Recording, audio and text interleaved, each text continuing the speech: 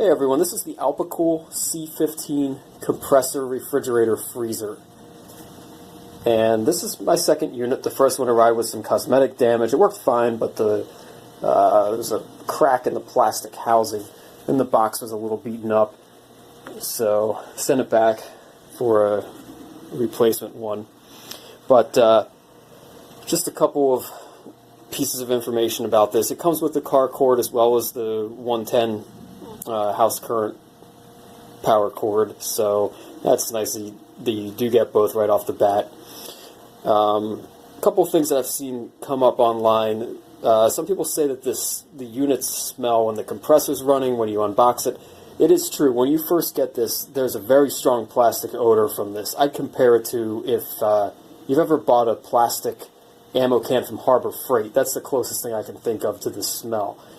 It's the same kind of plasticky, somebody described it as tobacco, I think, in a review, but it does go away. It takes a couple of days, and it is pretty potent the first couple of days, but it does eventually go away, and I don't smell it while the compressor is running.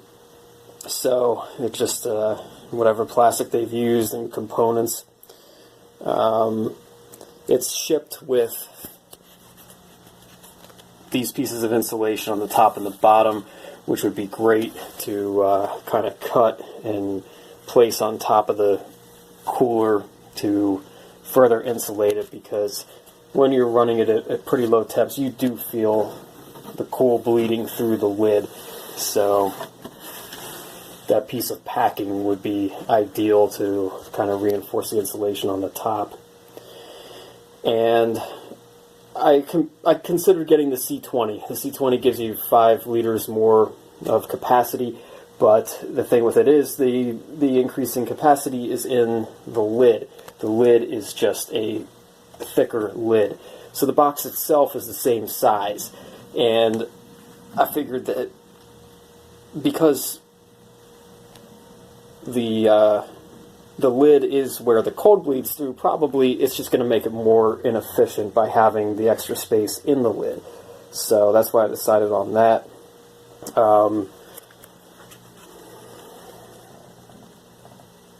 There's the digital display. Guys, this is not accurate at all. Right now, I have it set to -15 Fahrenheit. And yes, you can change it from Celsius to Fahrenheit. We'll go over that shortly. But it is not -15 Fahrenheit. The compressor is not running. You can see the red light next to the power button. That means the compressor is off. The red light next to Eco and Max means that this is set to max cooling. But let's just take a look in the box and see what the thermometer is saying. And I've loaded this up with just some seltzer water bottles filled with tap water, just to kind of take up some space here to see how it performs when the box is fuller. So let's take a look on the...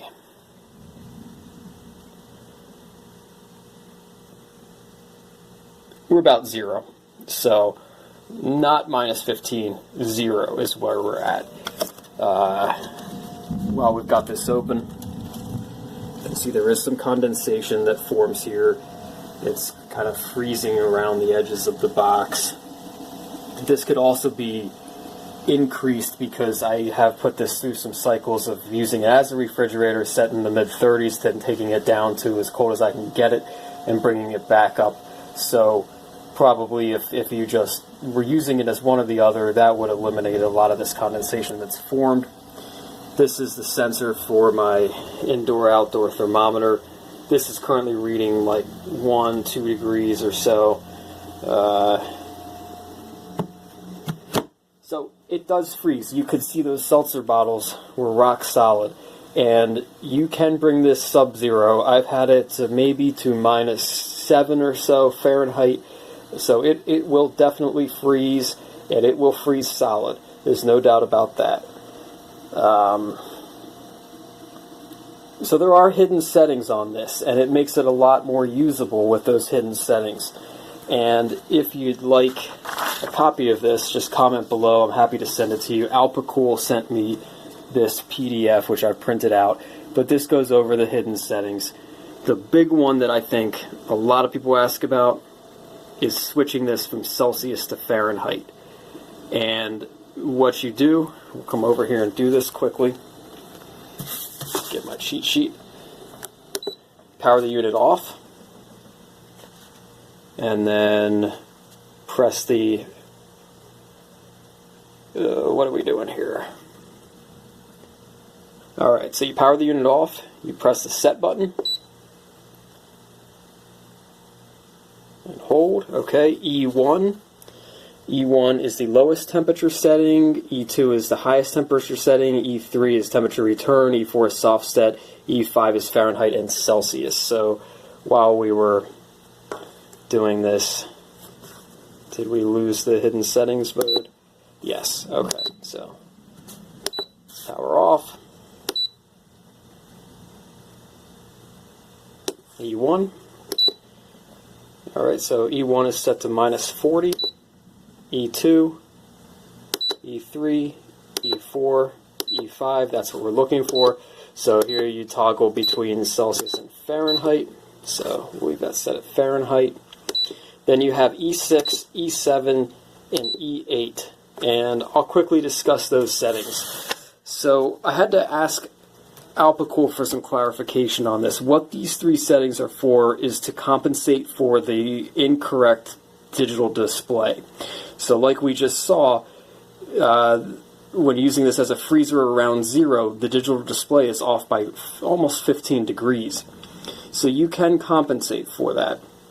You can see if the digital display is off less than 7 degrees, you use E6 for the compensation. 7 to 12 degrees of discrepancy, E7. Above 13, you use E8.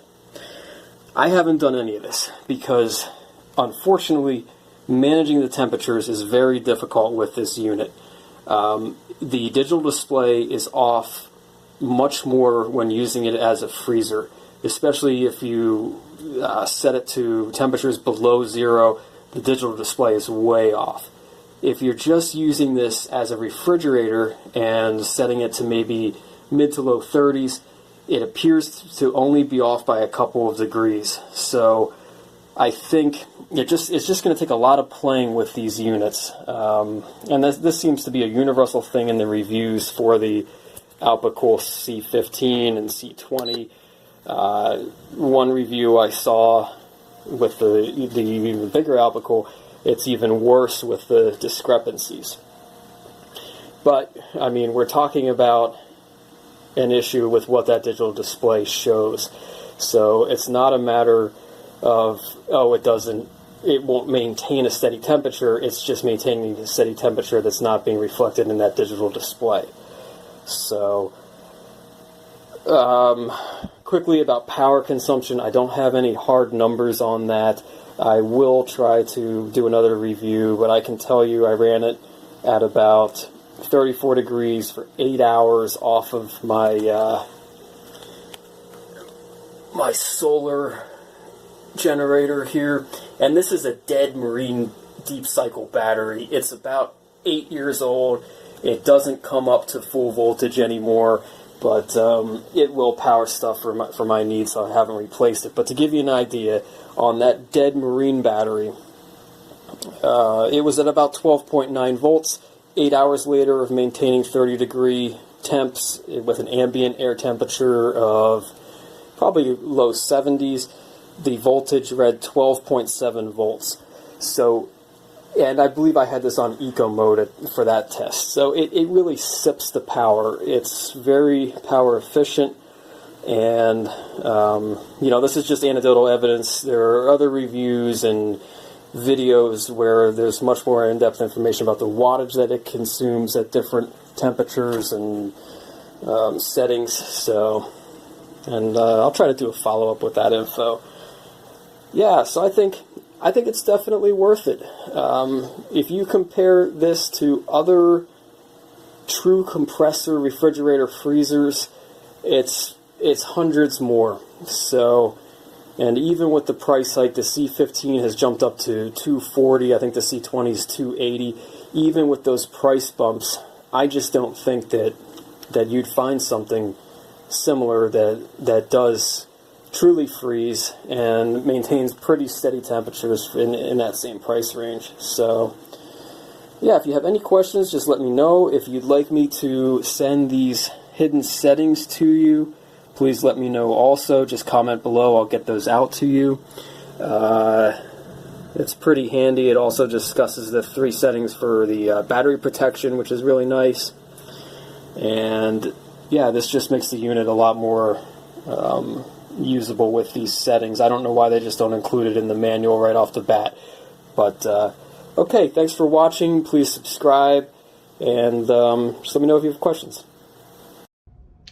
So here you have the new Alpicool C20 refrigerator freezer, and so I have it cooling down right now. I have it set at I actually have it set at 34 degrees, but you can see what it thinks it's at. It's actually thinking that it's reading 37 internally. I have temperature probes. If I look inside, I have a temperature probe inside. I put some 10 pounds of honey in there to give it a load to see what it does. And I put the honey in there at 70 degrees and watched it cool down. As you can see, the 36 degrees is the air temperature. The 84 is the humidity. So it's pretty humid where I am. But that first probe is the temperature of the honey. The second probe there would be the air temperature in the box. And if I look here, I had it open for a bit while I'm talking to you, but that air temperature is basically sitting around 34 degrees, which is what it's set at. And then the temperature of the honey is 37 degrees. And that's just because the honey hasn't cooled all the way down, because I started at 70 degrees. But that's where it started. And there, that's the sound that you can hear. It just kicked in because I had it open. It's really quiet, and I'll be quiet for a second so you can kind of hear the noise from the compressor.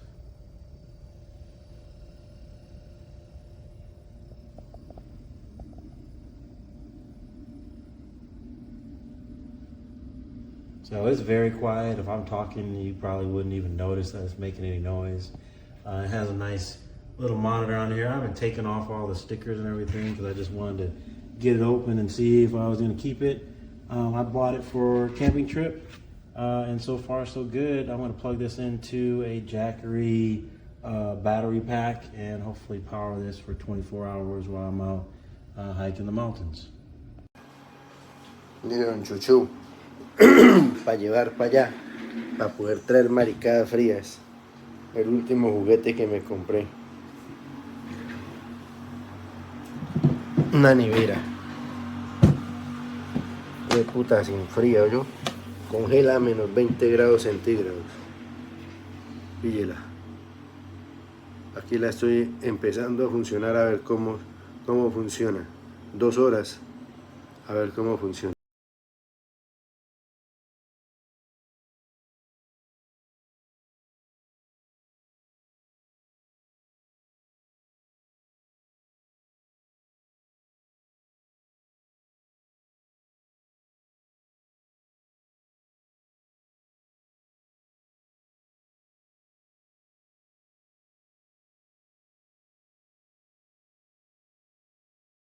This is a brand new Alpicool freezer right out of the box. The second one I've gotten, and this one has the same problem the first one did.